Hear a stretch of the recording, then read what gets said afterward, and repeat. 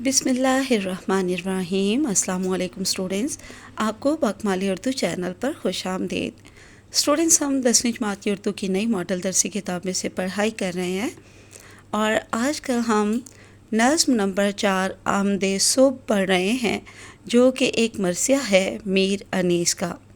इसके पहले 2 बंद हमने कल पढ़ लिए थे, उनके मानी, मफ़हूम और तशरीह हमने देखी थी, फ़नी मुहासिन भी देखे थे। तो आज हम इंशाअल्लाह 3 अगले बंद यानी कि बंद नंबर 3, 4 और 5 की तशरीह, मानी, मफ़हूम और फ़नी मुहासिन देखेंगे।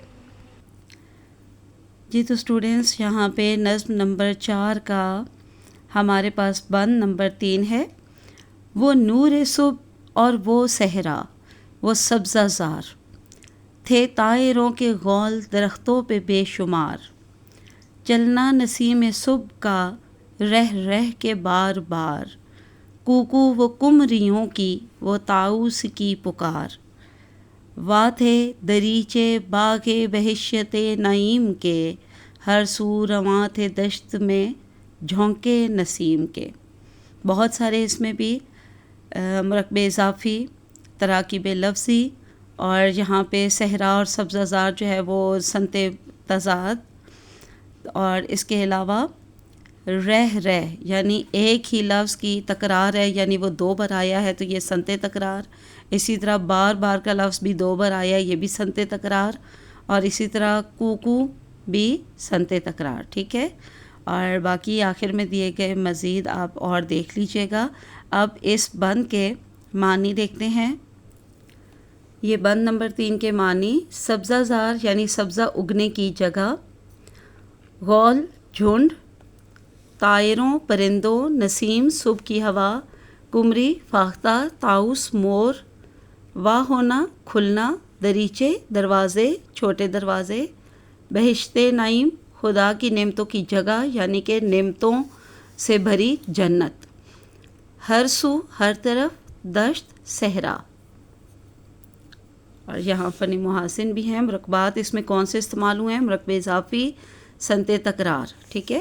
तो एक ही बताइए, बहरहाल मैंने आपको सारी बता दी हैं और मज़ीद आपको तशरीह के आखिर में भी मिल जाएंगी। अब यहाँ पर बंद का मफ़हूम देखते हैं। सुबह के वक्त सहरा सब्ज़े से भरा था, परिंदों के झुंड दरख्तों में बैठे थे, सुबह की हवा चल रही थी, मोर और परिंदे अपनी अपनी आवाज़ों में गा रहे थे, हर तरफ सुबह की ताज़ा हवा के झोंके चल रहे थे। ऐसे लगता था कि नेमतों वाली जन्नत के बाग के दरवाज़े खुल गए हों। तो चलिए स्टूडेंट्स, अब बंद नंबर 3 की तशरीह, जो कि इंशाअल्लाह आपको बिल्कुल क्लियर नज़र आ रही होगी, क्योंकि मेरे सामने ये बिल्कुल क्लियर है। बहुत छोटे लफ्ज़ हैं, ठीक है। लफ्ज़ों की बनावट, लफ्ज़ों के फ़ॉन्ट बहुत छोटे हैं, लेकिन हैं बिल्कुल क्लियर। इंशाअल्लाह आपको समझ आ जाएंगे। तो यहाँ से अच्छी तरह तैयार कीजिएगा। इस बंद में शायर मीर अनीस क्या कह रहे हैं? इस बंद नंबर 3 में मीर बबर अली अनीस ने सुबह की मंजर कशी की है। जब सूरज तुलू होता है तो उसकी किरणें रेत के ज़र्रों पर जब पड़ती हैं ना, तो मैदान करबला यानी मैदान करबो भला, करब और भला से मिलाकर इसका नाम है जो है वो बना है करबला। तो मैदान करबला का में जो है ना वाज़े तौर पर दिखाई दे रहे हैं।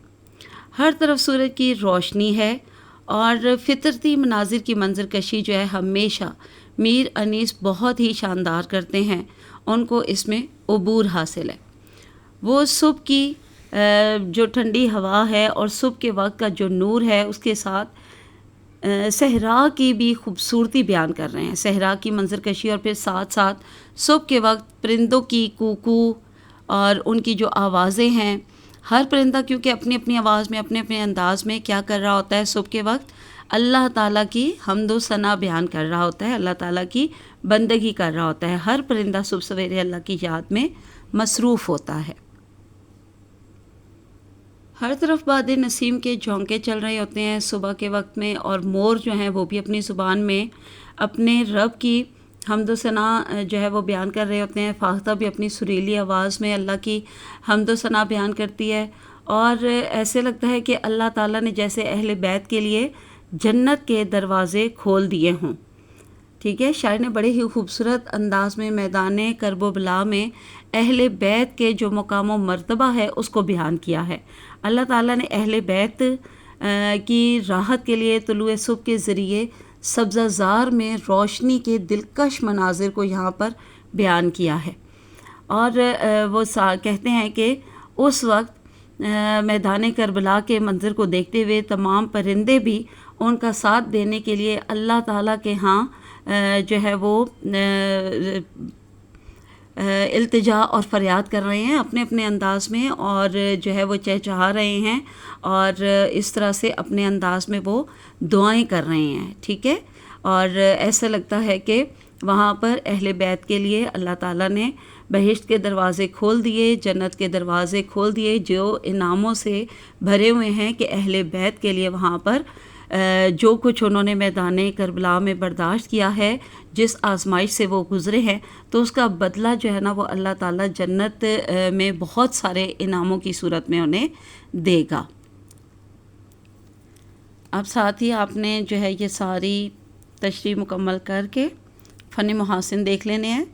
یہاں سے اچھی طرح سے سارے فن محاسن دیکھنے ہیں، اور اس کے بعد یہاں پر 2 سوالات دیے گئے ہیں بند نمبر 3 کے بارے میں، تو یہ بھی آپ نے اچھی طرح پڑھنے ہیں. اب آگے دیکھ لیتے ہیں. ہمارے پاس ہے بند نمبر 4. آمد وہ آفتاب کی وہ صبح کا سما تھا، جس کی ضوء سے وجد میں طاؤ سے آسماں، ذروں کی روشنی پہ ستاروں کا تھا گماں، نہر فرات بیچ میں تھی مثل کہکشاں، ہر نخل پر ضیائے سرے کوہ طور تھی، گویا فلک سے بارش باران نور تھی. اب اس کے معنی دیکھتے ہیں. سما وقت، ٹھیک ہے، سما کا معنی منظر بھی ہوتا ہے اور وقت بھی، اور یہاں پر وقت ہے. ضوء روشنی، وجد میں ہونا، مستی سے جھومنا، طاؤ سے آسماں، آسمان کا مور، طاؤس کا معنی مور ہوتا ہے. ٹھیک ہے، اب یہ بقیہ معنی دیکھتے ہیں. گما خیال، بیچ میں درمیان میں، نخل درخت یا پودے، سرے کوہ طور پہاڑ کی چوٹی پر، نہر فرات دریائے فرات، کہکشاں ستاروں کا وہ راستہ جو شمالاً جنوباً نظر آتا ہے، ضیاء روشنی، باران نور نور کی روشنی کی بارش. تو یہ اچھے سے آپ دیکھ لیجئے. اب بند نمبر 4 پڑھنے کے بعد ہم نے اس کے معنی دیکھے، تو اب یہاں مفہوم دیکھتے ہیں. صبح سورج نکلنے کا خوبصورت منظر تھا، سورج کی روشنی میں مور بھی جھوم رہے تھے، ذرات کی چمک دیکھ کر ستارے ذہن میں آ جاتے تھے. دریائے فرات ستاروں کی چمکتی ہوئی کتار کی طرح درمیان میں تھا، جیسے آسمان سے نور کی بارش ہو رہی تھی. اب یہاں پر تشریح ہے، یہاں سے بھی دیکھ لیجئے، یہاں سے یہاں تک، اور پھر اگلے صفحے پر موجود تشریح بھی دیکھتے ہیں.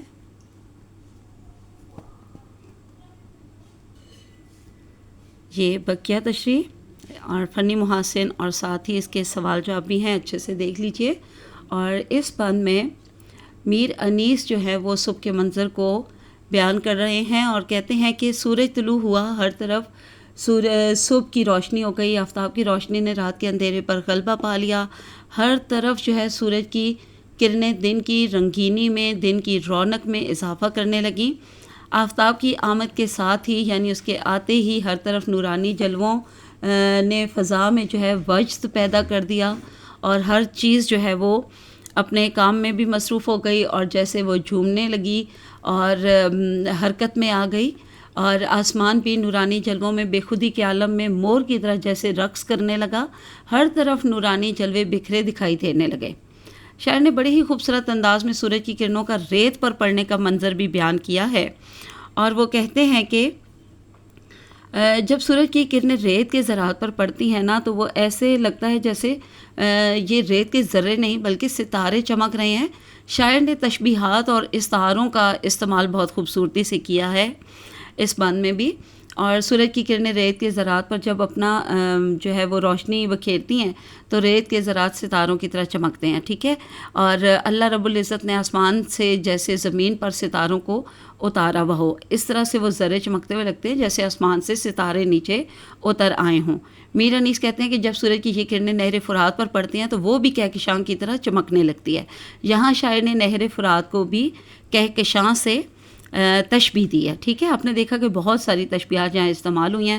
شاعر جو ہے وہ میر انیس جو ہیں وہ بند کے آخری شعر میں بھی بڑی ہی دلکش اور خوبصورت انداز میں میدان کرب و بلا میں درختوں پر جو سورج کی نورانی کرنوں کے پڑنے سے اللہ رب العزت کے جو حقیقی نور کو کوہ طور کے پہاڑ سے تشبیہ دی ہے.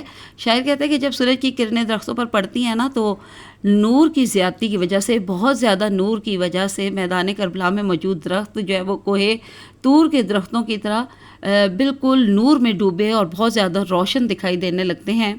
اور اس بند میں کوہ طور کو بطور تشبیہ بیان کیا گیا ہے. شاعر نے بڑی خوبصورت انداز میں کوہ طور کا واقعہ بھی نقل کیا ہے کہ جب اللہ رب العزت نے کوہ طور پر اپنی ذات کی تجلی ظاہر کی تھی تو کوہ طور پر اللہ تعالیٰ کوہ طور جو ہے وہ اللہ رب العزت کے نورانی جلووں سے چمک اٹھا تھا اور ہر طرف جو ہے نور ہی نور کا سما ہو گیا تھا، ٹھیک ہے. تو یہاں پر یہ بتایا گیا ہے کہ کوہ طور وہ مقدس مقام ہے جہاں پہ اللہ رب العزت نے موسیٰ کلیم اللہ سے کلام کیا تھا. شاعر نے اس کو بڑی ہی خوبصورتی سے بیان کیا ہے.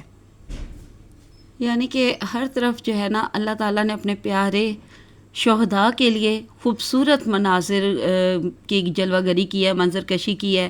شاعر کے مطابق یہ ساری نوری بزم جو ہے یہ حضرت امام حسین اور ان کے رفقا کے لیے سجائی گئی تھی. میر انیس نے بڑی ہی مہارت کے ساتھ اس بند میں آسمان کی روشنی کو مور سے، ذروں کو ستاروں سے، نہر فرات کو کہکشاں سے اور درختوں کو ماندے کوہ طور قرار دیا ہے اور یہ خوبصورت تشبیہات جو ہے وہ استعمال کی ہیں. تو اب بقیہ ساری یہاں سے ایک بار پھر اچھے سے تشریح دیکھ لیجئے اور فنی محاسن بھی اور سوال جواب بھی دیکھیے. یہاں پہ 3 آپ کو سوالات کے جوابات دیے گئے ہیں. تو اب ہم ایک اور بند یعنی کہ بند نمبر 5 جو ہے وہ بھی دیکھ لیتے ہیں. بند نمبر 5 ہے: اوج زمیں سے پست تھا چرخ زبرجدی، کوسوں تھا سبز زار سے صحرا زمردی، ہر خشک و تر پہ تھا کرم بحر سرمدی، بے آب تھے مگر در دریائے احمدی، روکے ہوئے تھی نہر کو امت رسول کی، سبزہ ہرا تھا خشک تھی کھیتی بطول کی. اب اس کے ہم الفاظ کے معنی دیکھتے ہیں. اوج بلندی، پست نیچا، چرخ آسمان، زبرجدی نیلے رنگ کا نیلگوں، زمردی سبز رنگ کا، بحر سرمدی ہمیشہ بہنے والا دریا، مراد یہاں پر ہے دریائے فرات، بے آب پانی کے بغیر، در موتی. دریائے احمدی صلی اللہ علیہ وآلہ وسلم کا معنی ہے رسول صلی اللہ علیہ وسلم کا خاندان، ٹھیک ہے. دریائے احمدی سے مراد ہے ہمارے پیارے رسول صلی اللہ علیہ وسلم کا خاندان.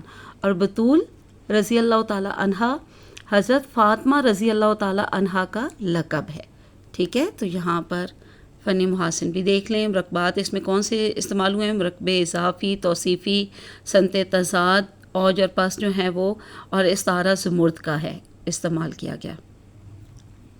تو اب اس کا مفہوم دیکھ لیتے ہیں. ہر طرف سبزہ ہی سبزہ تھا، ہر چیز کا ہمیشہ کے لیے پانی میسر تھا، لیکن اہل بیت کا پانی مسلمانوں نے روک رکھا تھا. شرم کے مارے آسمان کی آنکھیں بھی جھک گئی تھیں. یہ اس کا ہے پورے بند کا مفہوم. اور اب آگے آپ تشریح دیکھ لیجئے.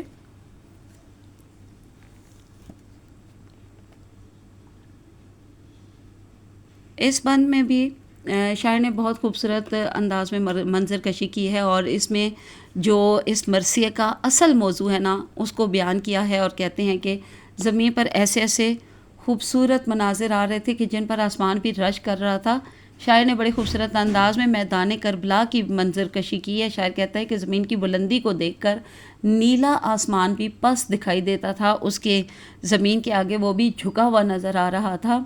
شاعر نے میدان کربلا میں پیش آنے والے مناظر کی وجہ سے یہاں پر زمین کی بلندی کو، اس کے مقام کو بلند بتایا ہے کہ وہ آسمان کی بلندی سے بھی اونچی تھی اس وقت زمین، اور بلند تر تھی، بلند مقام پر تھی۔ شاعر کہتا ہے کہ میدان کربلا میں دور دور تک گھاس کے میدان پھیلے ہوئے تھے۔ ایسا محسوس ہو رہا تھا جیسے کہ قدرت نے نا زمرد کے میدان پھیلا دیے ہوں۔ شاعر نے یہاں خوبصورت استعارہ استعمال کیا ہے، ٹھیک ہے۔ شاعر نے گھاس کے سبز رنگ کو زمرد کے لیے استعارہ استعمال کیا ہے کہ ایسے لگتا ہے جیسے قدرت نے ہر طرف زمرد کا بستر بچھا دیا ہو۔ شاعر نے حضرت امام حسین کے بذات خود میدان میں موجود ہونے اور ان کی تمام آل اولاد جو تھی اور جو ان کے جتنے رفقا یعنی ساتھی تھے، ان کی وجہ سے زمین کو آسمان سے بھی بلند قرار دے دیا تھا کہ اس وقت جو زمین تھی وہ آسمان سے بھی زیادہ اہمیت اختیار کر گئی تھی اور بلند مقام رکھتی تھی۔ یہ جو میدان کربلا میں حضرت امام حسین رضی اللہ تعالیٰ عنہ اور ان کی آل اور ان کے ساتھیوں پر اتنا کڑا وقت تھا، اتنے آزمائش کا وقت تھا، تو وہ بھی انہوں نے اس میدان میں ڈٹ کر جو ہے اس کا مقابلہ کیا۔